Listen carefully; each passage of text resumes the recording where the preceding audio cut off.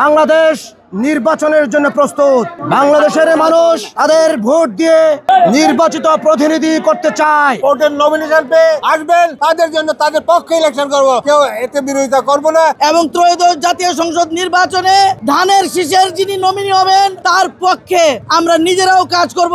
উপস্থিত সম্মানিত সকল নেতৃবৃন্দ এবং ধানের শীষের সকল পর্যায়ের নেতৃবৃন্দ, আসসালামু আলাইকুম। আমরা আজকে এই নেত্রকোনা জেলার হেডকোয়ার্টারে দাঁড়িয়ে আমরা ঘোষণা করছি যে আমরা সকল প্রার্থী যারা আছি ধানের শীষের, আগামী দিনে যারা প্রার্থী হব, পার্লামেন্টারি বোর্ড যাকে নমিনেশন দেবে তার পক্ষে আমরা সবাই ধানের শীষের হয়ে কাজ করব। আমাদের তারুণ্যের প্রতীক তারেক রহমান সাহেব আমাদের ডেকে বলেছেন, বৃহত্তর ঐক্যের কোনো বিকল্প নাই, ঐক্যকে ধরে রাখতে হবে, সামনে অনেক দুর্যোগ আছে। আমাদের ঐক্যকে ধরে রেখে আমাদের দলের যিনি নেতা ভারপ্রাপ্ত চেয়ারম্যান তারেক রহমান, আমাদের শ্রদ্ধেয় নেতা বেগম খালেদা জিয়া, আমাদের সকলের প্রতীক ধানের শীষের প্রতীক শহীদ রাষ্ট্রপতি জিয়া রহমানের আদর্শে উদ্বুদ্ধ যারা আমরা বিশ্বাস করি যাকে ধানের শীষে নমিনি করবেন তার পক্ষে আমরা থাকবো।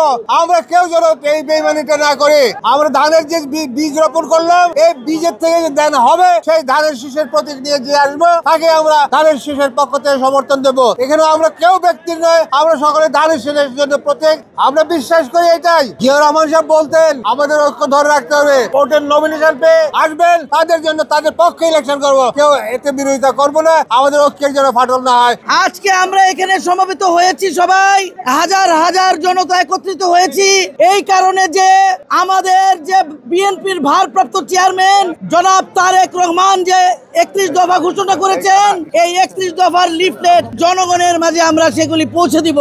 আরো একত্রিত হয়েছে এজন্য যে ত্রয়োদশ জাতীয় সংসদ নির্বাচন সামনে, এবং ত্রয়োদশ জাতীয় সংসদ নির্বাচনে ধানের শীষের যিনি নমিনি হবেন তার পক্ষে আমরা নিজেরাও কাজ করব এবং জনগণকে সাথে নিয়ে কাজ করব।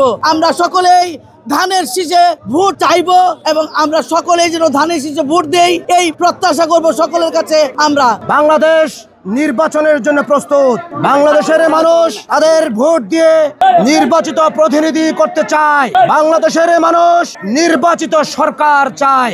আগামী ফেব্রুয়ারিতে নির্বাচনের যে শিডিউল ঘোষণা করা হয়েছে, সেই নির্বাচন বানচালের জন্য পিআর পদ্ধতি, জাতীয় সংসদ নির্বাচনের আগে গণভোট বলে যারা নির্বাচন বানচাল করার ষড়যন্ত্র করছে তাদেরকে স্মরণ করিয়ে দিতে চাই। মহান মুক্তিযুদ্ধে আপনাদের কুকীর্তির কথা বাংলার মানুষ এখনো ভুলে যায় নাই। ৭১-এও আপনারা পরাজিত হয়েছিলেন। শহীদ প্রেসিডেন্ট জিয়া রহমান স্বাধীনতার ঘোষণা দিয়ে বাংলাদেশকে স্বাধীন করেছিলেন, আপনারা পরাজিত হয়েছিলেন।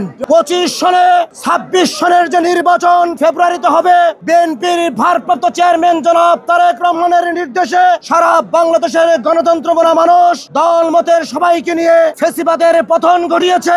আগামী নির্বাচনও সঠিক সময়ে হবে, ফেব্রুয়ারিতে নির্বাচন হতে হবে, নির্বাচন দিতে হবে। আমরা জনগণকে আশ্বস্ত করতে চাই, ভোটের জন্য দীর্ঘ 16 বছর আন্দোলন করেছে বিএনপি, আপনাদের সমর্থন ছিল। ভোটের যে আন্দোলন বৃথা যেতে পারে না। ফেব্রুয়ারির নির্বাচনে আপনাদের প্রত্যক্ষ ভোটেই সংসদ সদস্য নির্বাচিত হবে এবং নির্বাচিত সরকার হবে। সেই সরকারের মাধ্যমে দেশ পরিচালিত হবে, সেই প্রত্যাশা জানাচ্ছি। সবাইকে ধন্যবাদ।